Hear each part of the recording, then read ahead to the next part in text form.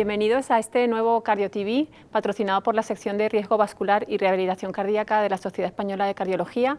Esta vez vamos a hablar de unos resultados impactantes del subestudio renal del EMPA-REC y para ello me acompañan el doctor Alberto Tejedor, nefrólogo del Hospital Gregorio Marañón. Bienvenido, Alberto. Muchas gracias. El doctor Juan José Gómez Doblas, cardiólogo del Hospital Virgen de la Victoria de Málaga. Bienvenido, Juanjo. Gracias, Alberto. Y el doctor Domingo Marzal, jefe del Servicio de Cardiología del Complejo Hospitalario de Mérida. Bienvenido, Domingo. Gracias, Almudena.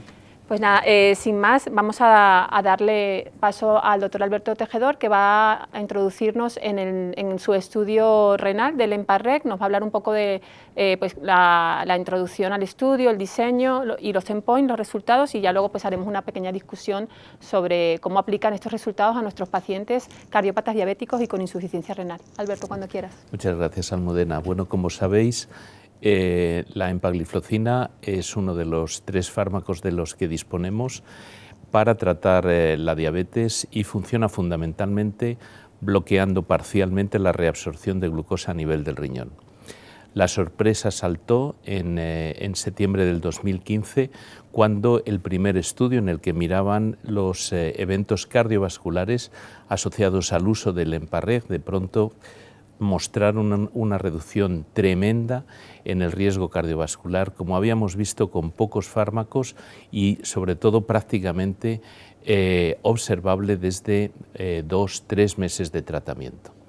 Hoy estamos aquí para ver una parte de uno de los subestudios de este estudio general, que es el subestudio sobre función renal, lo que se conoce como el EMPA-REC renal. Os he traído una serie de diapositivas. Aquí podéis ver cómo el diseño del EMPA-REC renal corresponde al del EMPA-REC. Los pacientes estaban randomizados a 3 brazos de tratamiento, 2 dosis de empagliflozina de 10 miligramos, 25 miligramos, más un tercer brazo de placebo. Había algunas condiciones en el tratamiento. Las primeras 12 semanas debía de mantenerse constante el tratamiento para el control glucémico y se ponía como condición mantener el ensayo al menos hasta obtener algún tipo de outcome en los primeros 691 pacientes. Bien, los endpoints que se decidieron estudiar en este subestudio fue el concepto de nefropatía incidente o nefropatía preexistente que empeoraba. Y ahí tenéis las definiciones de ese endpoint compuesto de incidente, nefropatía incidente o en empeoramiento, como progresión de micro a macroalbuminuria, duplicación de la creatinina sérica, necesidad de entrada en diálisis o muerte atribuible a la enfermedad renal. Además de esto, en este estudio se ven algunos endpoints más en los que podemos entrar. Un endpoint interesante que es el combinado de empeoramiento de nefropatía o muerte cardiovascular, y algunos endpoints derivados. Y también muy interesante la evolución del filtrado glomerular en los 3 brazos que os he comentado a lo largo de todo el estudio. En definitiva, y estas cifras son impactantes, de los 7.020 pacientes estudiados, aproximadamente 1.800 tenían filtrados glomerulares por debajo de 45 mililitros minuto. Os recuerdo, los pacientes tenían que tener filtrados para entrar por encima de 35, así que como veis había 1.800 entre 35 y 45. 750 tenían ya macroalbuminuria y el 80% estaban en tratamiento con bloqueantes del sistema renina-angiotensina, lo cual es espectacular porque quiere decir que cualquier hecho de nefroprotección que observásemos en este ensayo sería una nefroprotección añadida a la esperada sobre los inhibidores del sistema renina-angiotensina. Pues bien, los pacientes con filtrados glomerulares por debajo de 60 mostraron reducciones significativas de casi un 40% en el endpoint compuesto de duplicar creatinina, entrar en diálisis o muerte de causa renal.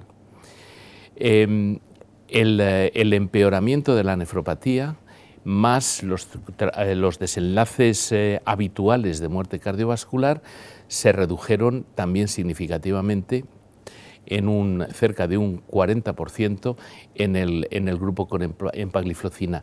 Y algo interesante, y te devuelvo la palabra, y es que incluso en el grupo en el cual había reducción del filtrado glomerular, los desenlaces beneficiosos que se habían observado en el EMPA-REG global sobre muerte cardiovascular se mantenían a pesar de que estaba reducido el filtrado glomerular y, por tanto, el efecto metabólico esperable de la propia empagliflozina. A pesar de esa reducción, la ventaja cardiovascular se mantuvo. Muchas gracias, Alberto. Yo creo que bueno, tenemos mucho para discutir y quizás la primera pregunta para un cardiólogo, Juanjo, sería ¿qué porcentaje de pacientes cardiópatas, bien sea por insuficiencia cardíaca o por enfermedad coronaria, aplican a este estudio que tengan menos de 60 y que sean diabéticos? Bueno, la prevalencia de insuficiencia renal, y Alberto quizá me pueda corregir a nivel, en la población general está en torno más o menos a un 10%, ¿no? Y cuando hablamos solo de pacientes diabéticos, independientemente de que tengan afectación cardiovascular o no, se duplica, entonces hablamos en torno a un 20%, 22, 23%.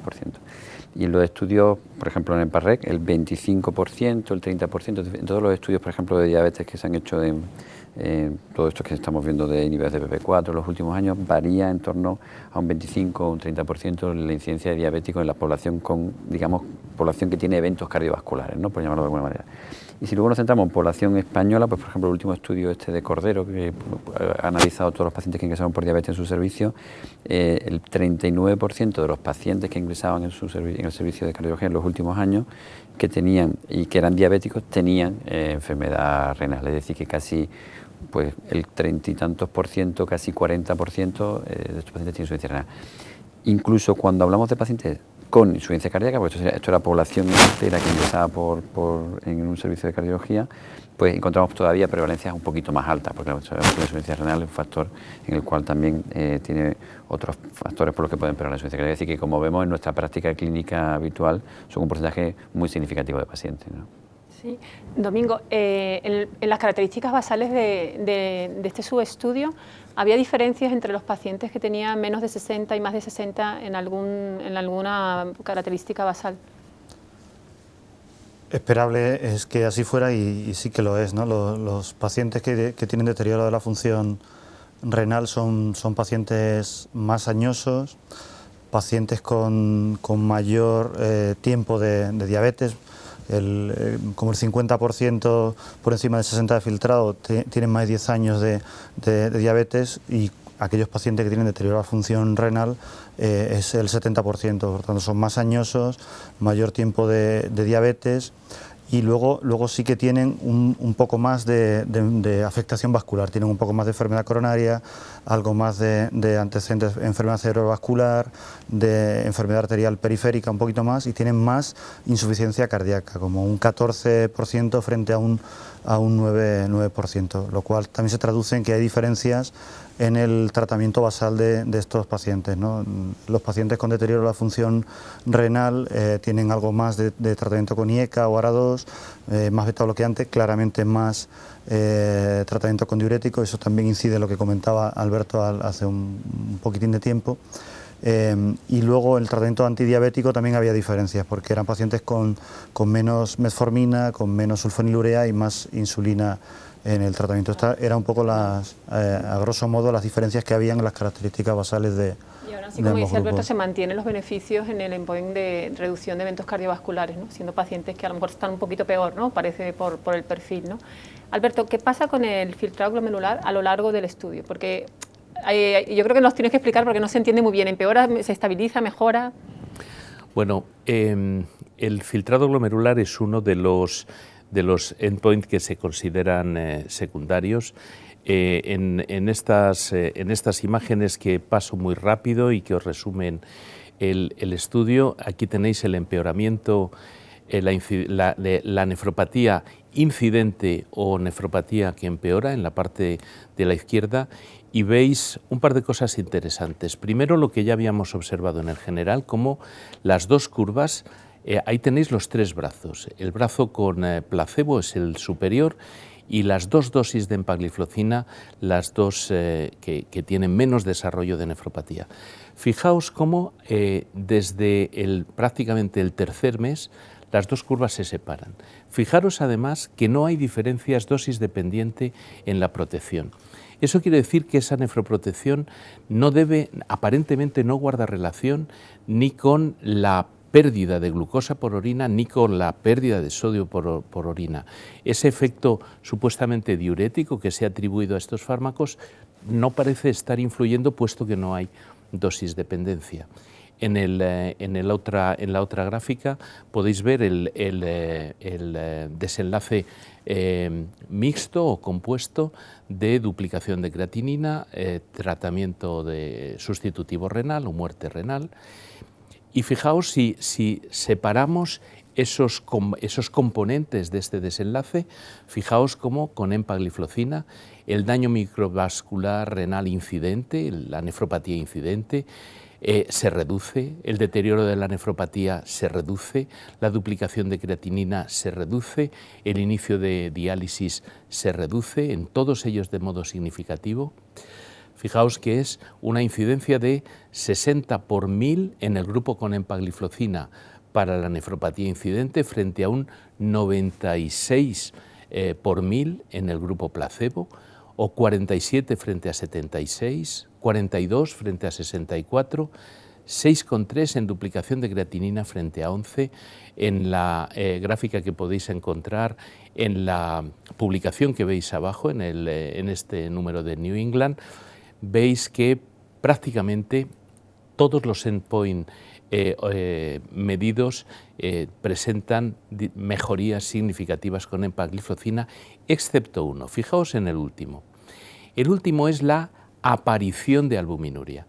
Mirad que es diferente del paso a macroalbuminuria. La aparición de microalbuminuria no hay diferencias y probablemente se debe al efecto protector previo de ese 80% de pacientes que están recibiendo Iacasora-2. Y esta es la gráfica por la que tú me preguntas. Eso es. Esta es la evolución del filtrado glomerular a lo largo del tiempo. La línea gris es el placebo y, como puedes ver, hay una subida inicial que corresponde probablemente con la mejor observación de los pacientes al entrar en el estudio, pero después, usando cualquier tratamiento más placebo de dapagliflozina, se va produciendo a lo largo de ese tiempo de observación, esas 192 semanas, una bajada progresiva. Observad también que con las 2 dosis de empagliflozina, que prácticamente no se diferencian entre sí, hay inicialmente una bajada de filtrado en las primeras 4 semanas. Esa bajada de filtrado es esperable y deseable, se corresponde con la reducción de la hiperfiltración. Y esa reducción de hiperfiltración mejora, era un supuesto teórico, esto lo confirma, va a mejorar el pronóstico renal. Si lo sigues a lo largo del tiempo, observarás que en la semana 52-54 las curvas se cruzan. Con placebo sigue bajando el filtrado, mientras que se mantiene estable con las 2 empagliflozinas. Fíjate que las gráficas se cortan después de 192 para mostrar, el estudio muestra la situación mediana al cabo de 3 años. Sigue habiendo mejoría de la empagliflozina sobre el filtrado glomerular. Lo llamativo es que cuando quitas la empagliflozina, la arteriola aferente, que es sobre la que está actuando empagliflozina, muestra, fíjate, que sigue siendo respondedora y vuelve, en presencia de hiperglucemia, vuelve a aumentar el filtrado. Mientras que en ausencia de empagliflozina, esa arteriola aferente ha quedado ya dañada, está presentando hialinosis y no recupera filtrado. Con el tiempo, esa situación de hialinosis en la aferente es la que nos acabará dando un hipoaldosteronismo hiporreninémico y problemas en el manejo con potasio. Y en cuanto a lo que comentaba mi compañero sobre la diferencia de esta gráfica en función del filtrado glomerular, aquí puedes ver cómo el placebo, con el tratamiento con placebo, el filtrado va cayendo, cae más en los que tienen mejores filtrados glomerulares. Esa caída se aplana un poquito en los que tienen menos de 60 mililitros minuto, pero tanto en una como en otra, y siempre en torno a las 52 semanas, se produce ahora que está tan de moda, el sorpaso de las 2 dosis de empagliflozina que mejoran el pronóstico, incluso en pacientes que tienen insuficiencia renal. O sea que digamos mejoran los dos grupos, pero también, o sea, el que tiene el riñón normal también se beneficia, ¿no? Por supuesto, probablemente hay más beneficio en el que tiene el riñón normal, pero incluso el que lo tiene tocado sigue observándose beneficio en él. Muy bien, Juanjo, con todos estos resultados impactantes y hablando un poco del tratamiento médico óptimo, que como ha dicho Alberto, lo tenían los pacientes, ahora la pregunta es, ¿EMPA añade un beneficio adicional al tratamiento médico óptimo a todos los pacientes, algunos? ¿Cuál es tu conclusión? Hablando siempre de pacientes diabéticos. Está claro que hasta ahora, y probablemente Alberto nos puede hablar mejor de eso que yo, pero en la nefroprotección del paciente diabético fundamentalmente tendríamos dos armas, uno el control de la tensión arterial por un lado y por el otro el uso de IECA o ARA2, ¿no? Ya se ha comentado tanto por Alberto como por Domingo, que estos pacientes estaban muy bien tratados, el 80% más o menos estaban en tratamiento con IECA o ARA2, pero también tienen un muy excelente control de la tensión arterial. Al inicio, al ingreso, tenían una tensión media de 135/70 o 75 y estábamos por debajo, digamos, de lo que se recomienda en la guía en estos pacientes, es decir, que digamos que eran pacientes que ya estaban perfectamente tratados, o por lo menos con las herramientas que tenemos en la actualidad. Lo que demuestra EMPA-REG renal es que tenemos un nuevo actor, una nueva herramienta que, añadido a lo que ya teníamos, conseguimos una reducción importante en la evolución de la función renal. Y bueno, no solo la función renal, porque quizá, a mí me gusta de este estudio, quizá nosotros no estamos muy habituados a ver endpoint, estamos acostumbrados a los endpoint cardiovasculares, y hablamos de endpoint duro en cardiología cuando hablamos de mortalidad, ingresos por insuficiencia cardíaca, tal, pero quizá no nos gusta tanto la revascularización, ¿no? Hay endpoints más blandos, ¿no? Yo creo que este estudio, la ventaja que tiene también desde el punto de vista renal, es que habla de endpoint duros renales, que a veces hay estudios que se hablan fundamentalmente de albuminuria, de microalbuminuria y tal, pero aquí se va a tratamiento sustitutivo, a empeoramiento, a duplicación de la dosis de creatinina, es decir, que no es solo que hay un retraso en el filtrado glomerular, que como bien decía Alberto es un endpoint secundario, sino es que los endpoint duros de verdad en este campo se mejoran claramente, ¿no?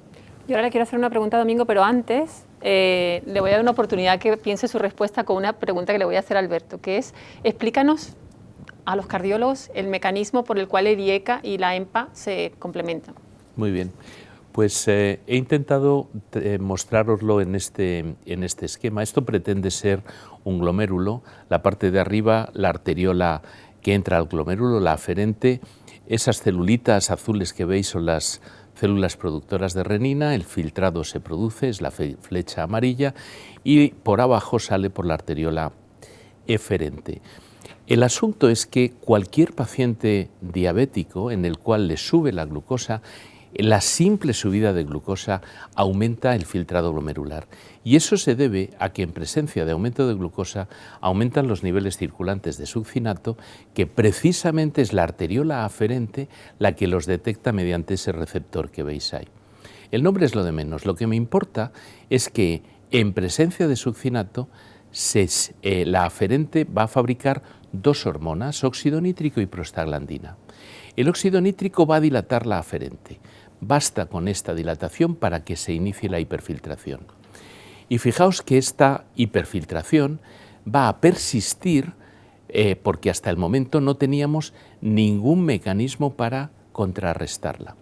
La prostaglandina segrega renina, saca renina del aparato justaglomerular, la renina angiotensina, y la angiotensina cierra la eferente y aumenta la hiperfiltración. Hasta el momento, la única herramienta que teníamos para trabajar sobre esa hiperfiltración era conseguir dilatar la eferente con IECAS o ARA2, pero no teníamos ninguna maniobra que permitiese actuar sobre la aferente, y esa aferente dilatada se hialiniza y con el tiempo deja de responder a cambios en la volemia, y con el tiempo deja de haber síntesis de renina y nos lleva, como os he comentado, a una situación de hipoaldo hiporreninémico. Por vez primera, En enero del 2014, en el primer número del 2014 de Circulation, salió el trabajo de Cherny, también con empagliflozina, y mostró que con empagliflozina los pacientes que no tienen hiperfiltración, son las barras blancas, al usar empagliflozina, la barra rosa, no cambia el filtrado, pero si tienen hiperfiltración, entonces la empagliflozina la normaliza. Y eso ocurre igual en clamp euglucémico a la izquierda como en clamp hiperglucémico a la derecha. Bueno, pues lo más interesante de este trabajo es que ese control de hiperfiltración se conseguía sin actuar sobre el eje renina-angiotensina-aldosterona. Tenía como mecanismo aparente la reducción en la producción local de óxido nítrico. Era la primera vez que se describía un efecto sobre la arteriola aferente. Y os voy a mostrar algo que probablemente os sorprenda.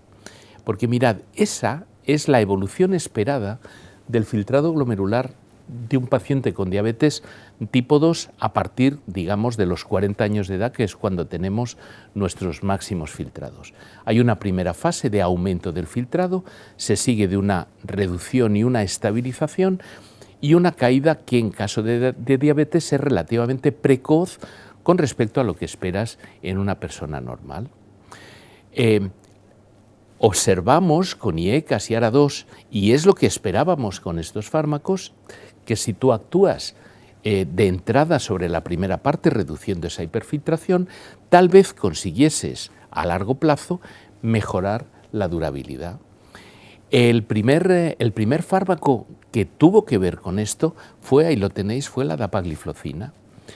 Y fue el primer fármaco en el cual se observó esa reducción inicial del filtrado con la alarma consiguiente, imagino, de los investigadores que lo trabajaban.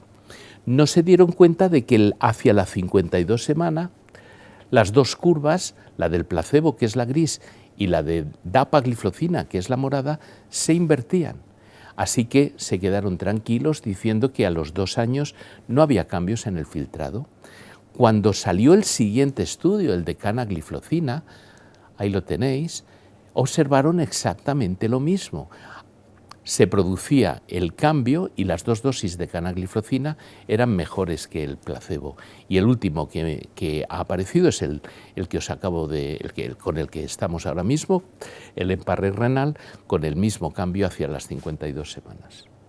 Por lo tanto, es un efecto que era esperable, beneficioso, similar a lo que observamos en su momento con los primeros IECAS y con los primeros ARA2. Ahora la pregunta, a ver qué contesta Domingo. La pregunta es la reducción de empeoramiento de nefropatía o de aparición de nefropatía y reducción de muerte cardiovascular, que es uno de los resultados que se han obtenido.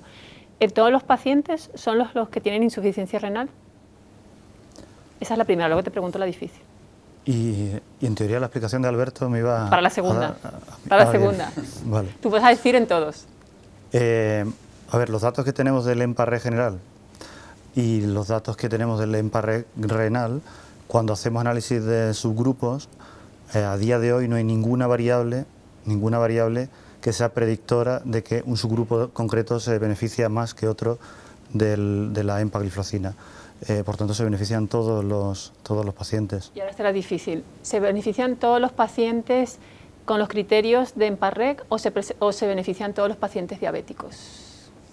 Se benefician todos los pacientes, EMPA-REG general, EMPA-REG renal, cualquiera de los subgrupos, para cualquiera de los eventos secundarios que se analicen. Alberto. Estoy totalmente de acuerdo porque estamos hablando de eventos cardiovasculares y de eventos renales. Y eso se debe a que cuando va habiendo disminución de la función renal, es decir, van disminuyendo las unidades funcionales residuales, las que quedan siguen viéndose sometidos a la misma sobrecarga de azúcar, siguen teniendo la misma generación de radicales libres, la misma generación de equivalentes inflamatorios y de mediadores inflamatorios. Por lo tanto, aunque un paciente con una nefropatía diabética que progresa, aparentemente su control metabólico, hablo sin EMPA-REG, su control metabólico va siendo más sencillo, disminuye la degradación de insulina, la insulina dura más. Sin embargo, lo que hemos aprendido es que ese paciente, a medida que va perdiendo más y más función renal, las nefronas supervivientes se van viendo sometidas a más agresión. Y esa agresión no es solo mala para el riñón. Estamos aprendiendo que esa agresión es mala para todo el endotelio, incluido todo el sistema circulatorio y la función cardíaca. EMPA-REG modifica eso para cualquier nivel de función renal. Dicho esto, es cierto que a medida que va cayendo el filtrado glomerular, hay menos glucosa que se filtra, menos glucosa que se reabsorbe, y los efectos, entre comillas, metabólicos esperables, es decir, los efectos de reducción de hemoglobina glicosilada o de glucemia en ayunas, probablemente se reduzcan con este tipo de fármacos. Pero lo que está claro es que la nefro y cardio y vasculoprotección se mantienen impolutas a lo largo de todo el proceso. Entonces sería un efecto nefroprotector y cardioprotector para todo paciente diabético con y sin cardiopatía, para todo paciente diabético por encima de 7 de glicada, como en los criterios del EMPA-REG, para todo paciente diabético con cardiopatía e insuficiencia renal. Yo creo que la respuesta no la tenemos para el paciente. Es decir, la explicación de Alberto nos justificaría que se pudiera en cualquier diabético, incluso con filtrados normales, porque también lo he explicado muy bien, tú puedes tener un filtrado normal, pero tienes nefronas que están hiperfiltrando, tú no sabes cuáles son, puedes estar perfectamente con un filtrado de 70 y el paciente está haciendo hiperfiltrando, entonces probablemente si es diabético de larga evolución o de alguna evolución, pues probablemente se va a beneficiar. Pero en el tema de eventos yo creo que sí que tendríamos que esperar un poco a tener más datos, porque ahora mismo todos nuestros datos los tenemos con EMPA-REG, y EMPA-REG son pacientes con enfermedad cardiovascular, con un tiempo largo, sabemos que casi 10 años de diabetes, de evolución, y quizá yo creo que lo que sí nos dice EMPA-REG quizás es que cuando tú tienes pacientes diabéticos sin enfermedad cardiovascular, y eso el EMPA-REG renal yo creo que sí una novedad, tienes algo más para intentar proteger ese riñón, con lo cual no es solo la reducción de eventos cardiovasculares, aunque el razonamiento sería el mismo, pero dice, cuando yo tengo pacientes que veo que el riñón va a empezar a declinar, empieza a caer un poco el filtrado, o tengo algún dato como la macroglobulinuria, o quizás ya debería de empezar a utilizar la herramienta que tengo, independientemente del nivel de glicada. Exactamente, no, eso lo tengo claro, independientemente del nivel de glicada, ¿no? Yo puedo hacer una pregunta, Alberto, sí, claro, aprovechar, sí. Sí. Hay una cosa que me llama la atención de los resultados del EMPA-REG renal, es que en la progresión desde filtrados normales, el efecto es muy precoz, tú lo has dicho antes. Pero cuando se habla de la duplicación de creatinina o tal, el efecto es mucho más tardío, casi un año después. Tú has puesto la gráfica ahí. Es decir, como que cuando el paciente, digamos, está en la fase más precoz, el efecto es como muy hemodinámico, como muy precoz. Me parece que es la anterior. Es la que estaban las dos, ¿no? Sí, la que está una arriba, esa, justo la anterior a esta. La anterior a esta. Esta. Aquí vemos como en la nefropatía que empeora o incidente, el inicio del beneficio es muy precoz, casi como en el EMPA-REG renal en cuanto a los eventos cardiovasculares. Sin embargo, cuando es aquí en el la duplicación de los niveles de creatinina, que son pacientes que ya tenían un filtrado un poquito bajo, empieza un poquito más tarde, ¿no? Lo decía porque como el efecto sería muy hemodinámico en principio por el efecto sobre la arterial aferente, ¿por qué hay esa diferencia en pacientes con más afectados? Bien observado. Un efecto hemodinámico no basta para justificar esto. No basta para justificar esto. Creo que hay dos efectos más, además de lo que hemos visto sobre la hiperfiltración. Por un lado tenemos que pensar en cómo funciona el fármaco. El fármaco, al bloquear el transporte de glucosa, está impidiendo a nivel renal, está impidiendo la llegada de esa glucosa desde la orina a dos sitios distintos. Impide la llegada a la célula renal, pero también impide la llegada a la circulación. Creo que ese bloqueo de la reinyección de glucosa a la circulación, un paciente diabético reinyecta cada día, el riñón de un paciente diabético reinyecta cada día medio kilo de azúcar, se dice pronto, medio kilo de azúcar diario reinyectado a la circulación. Cuando bloqueas eso, aunque solo lo bloquees a la mitad, la caída en la resistencia a la insulina es dramática.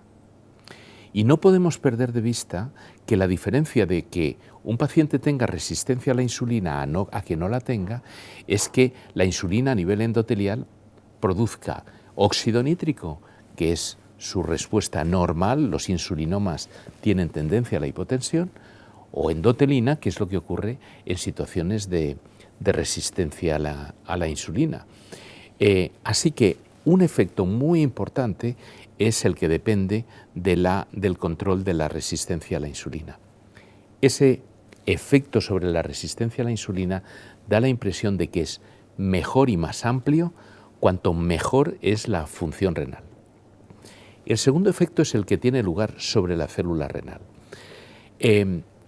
La célula renal sometida a la agresión del exceso de glucosa, sabemos que aumenta una serie de mediadores que llevan a la hipertrofia renal y a la infiltración renal por células inflamatorias.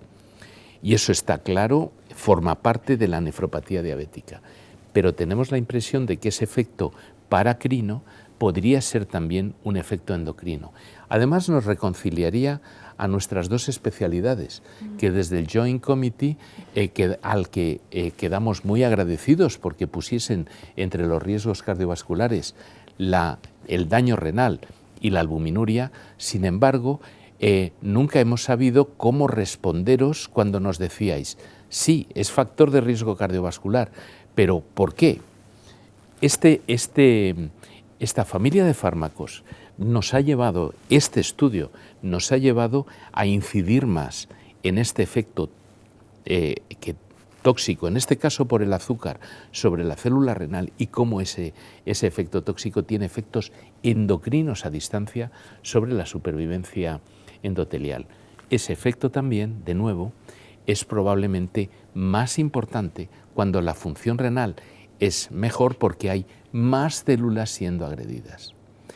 Desde el punto de vista de la supervivencia de las que quedan, sin embargo, es esencial mantener la protección cuando van quedando menos nefronas, porque va a aumentar su supervivencia y va a alargar en el tiempo libre de entrada en diálisis, el tiempo libre para duplicación de creatinina. Ese es el motivo, creo que es un aspecto cuantitativo en la forma en la que se va lesionando la célula renal. Pues es que ahora hay un poco de contradicción, porque claro, nosotros pues por ficha técnica, pues estos fármacos EMPA y SGLT2 se pueden dar pues por encima de 45, sin embargo lo que nos estás diciendo es que sigue protegiendo a esos que tienen filtrados bajos porque también se van a beneficiar. Bien, quiero que pienses en lo que has dicho con mentalidad de endocrino metabólica.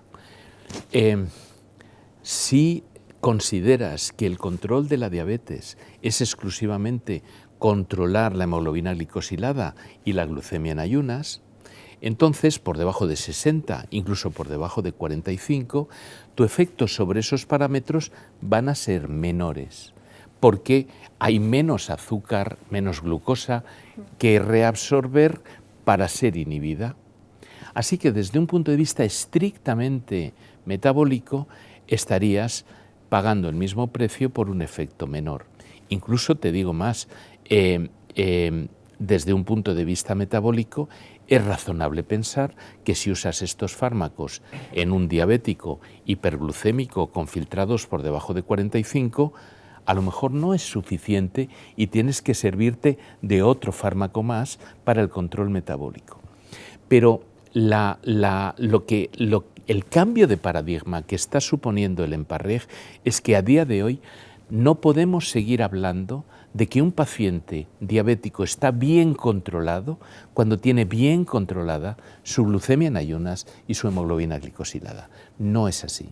Un paciente, ahora sabemos, y esto nos lo pone tozudamente delante de los ojos, solo podemos hablar de buen control cuando además del control metabólico hay control de la resistencia a la insulina, hay reducción en peso, reducción en riesgo cardiovascular, reducción en progresión renal. Es una realidad, como te digo, tozuda, de la que no podemos escapar. Y el viejo paradigma es destructivo si lo intentamos mantener en situaciones de insuficiencia renal progresiva. Donde otros antidiabéticos pueden producir hipoglucemias, solo te queda como única maniobra la introducción de insulina, y la introducción de insulina, si no haces algo para cambiar la condición de resistencia a la insulina, la introducción a pelo de insulina puede hacer progresar el daño vascular, renal, general, periférico y cardíaco. Domingo, guías de prevención europea, Sociedad Europea de Cardiología. Metformina, primer escalón para tratamiento de la se llama ahora antihiperglucémico, primer escalón para tratamiento de la diabetes. Por otro lado, están los fármacos que previenen la progresión de enfermedad cardiovascular, etcétera, y ponen, en este caso, ISGLT2 basados en la empagliflozina del estudio EMPA-REG. ¿El primer escalón existe o tiene que ser un escalón metformina ya? Por todo lo que ha dicho Alberto, primero metformina, esperar ¿hasta cuánto esperar para poner ISGLT2 EMPA?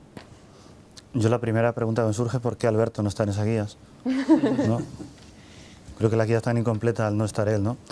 A ver, desde un punto de vista estricto, la guía de tratamiento a día de hoy para el paciente diabético es el control de la glicada, y por tanto metformina está en el primer escalón, y además tanto en el líder con liraglutide como en empagliflozina en EMPA-REG, el 75% de los pacientes tenían metformina, por tanto debe haber ahí una sinergia que es buena para los pacientes, ¿no?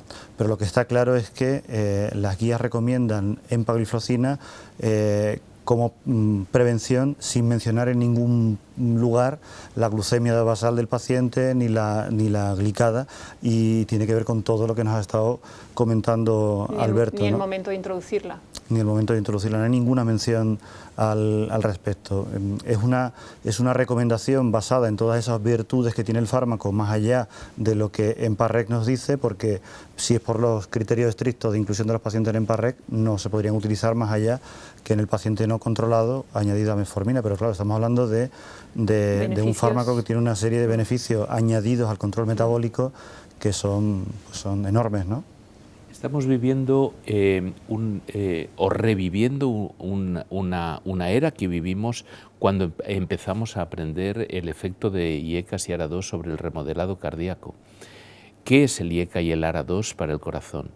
Es un fármaco es un antihipertensivo que por controlar la tensión cambia el remodelado, o tiene un efecto directo sobre la expresión génica y proteómica a nivel cardíaco. Y esta es la respuesta. Este grupo de fármacos empagliflozina es un antidiabético oral, o realmente es un fármaco que previene la transformación del riñón en una fuente inesperada de oxidación e inflamación, cuya prevención mejora la situación cardiovascular del paciente. Bueno, pues ahí está la duda. Este planteamiento es algo que los que estamos aquí nos podemos plantear con libertad, porque no tenemos la escuela de la endocrinología. Pero yo creo que yo entiendo bien a mis compañeros endocrinos, que son los que han recibido el encargo del desarrollo de estos fármacos. Muy bien, pues nada, yo creo que para terminar, unos mensajes de llevar a casa que se llaman ahora, pues pequeños mensajes, Juanjo. Bueno, yo creo que lo que está claro es que empagliflozina y esta familia de SGLT2 son fármacos de primera o segunda línea claramente en pacientes diabéticos, y sobre todo en pacientes con enfermedad cardiovascular o enfermedad renal. Yo creo que no hay ninguna duda que son fármacos que los tenemos que tener en la cabeza como nuestra primera opción, probablemente todavía con la metformina, pero no muy lejos de ella. Domingo.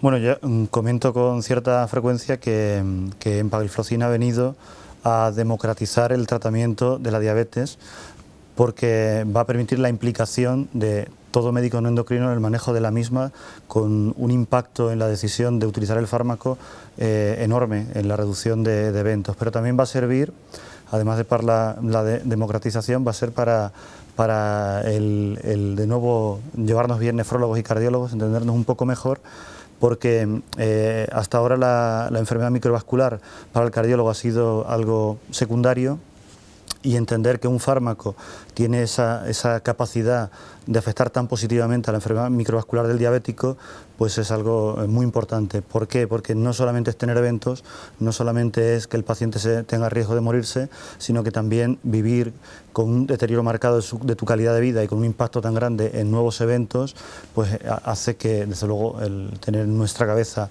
el riñón y su prevención y su protección es importantísimo para los cardiólogos. Alberto. A mí me parece que se nos abre una época interesantísima gracias a estos fármacos, gracias a empagliflozina, en la que poder disponer por un lado de bloqueantes del eje renina-angiotensina y por otro lado de fármacos con este perfil de protección renal, nos va a permitir, sin ninguna duda, mejorar la calidad de vida y la supervivencia de nuestros pacientes. Debo decir, sin embargo, que estos fármacos son fármacos potentes. Son fármacos potentes que hay que aprender a usar y los vamos a aprender a usar, los estamos aprendiendo a usar con la práctica. Y quiero llamar la atención sobre una cosa. Uno de los primeros efectos que va a tener este fármaco al reducir la resistencia a la insulina es reducir la cantidad de grasa. Y esa reducción de la grasa corporal va a ocurrir en las primeras 5 o 10 semanas. Durante ese tiempo, el riñón va a estar perdiendo cuerpos cetónicos y esa pérdida de cuerpos cetónicos va a actuar como un diurético, va a actuar como un anión no reabsorbible, va a arrastrar consigo sodio. En ese primer momento de la pérdida de grasa es un momento con mayor riesgo potencial de depleción de volumen. Y es ese momento y no después, porque no se debe a la pérdida de sodio que acompaña a la inhibición del transporte de sodio-glucosa, no, es un efecto anión no reabsorbible y ocurre solo mientras el paciente está perdiendo peso hasta que lo estabiliza. Una vez que lo ha estabilizado, es un fármaco increíblemente seguro. Para toda la gente que quiera, incluidos cardiólogos, nefrólogos, estudiar más este tipo de fármacos, los pacientes comentan algo interesante. Sé que esto no es un mensaje para llevar a casa, pero y es que se sienten mejor. Ese sentirse mejor puede tener un montón de explicaciones, incluida su propia imagen corporal, pero da la impresión de que están menos inflamados. Necesitamos medidas que confirmen que la situación inflamatoria de los pacientes se modifica con estos fármacos. No debe de haber ningún estudio prospectivo a partir de ahora que no incluya cuánta medida de inflamación ponga nuestros centros a nuestra disposición. PCRs, velocidades de sedimentación, fibrinógenos, todas las medidas, tanto rutinarias como específicas, serán bienvenidas, porque es más que probable que detrás de todo este efecto tengamos algo que los cardiólogos siempre nos han dicho y nunca nos hemos creído, y es que la enfermedad cardiovascular es una enfermedad inflamatoria. Muy bien, pues muchísimas gracias, Alberto, muchísimas gracias, Domingo.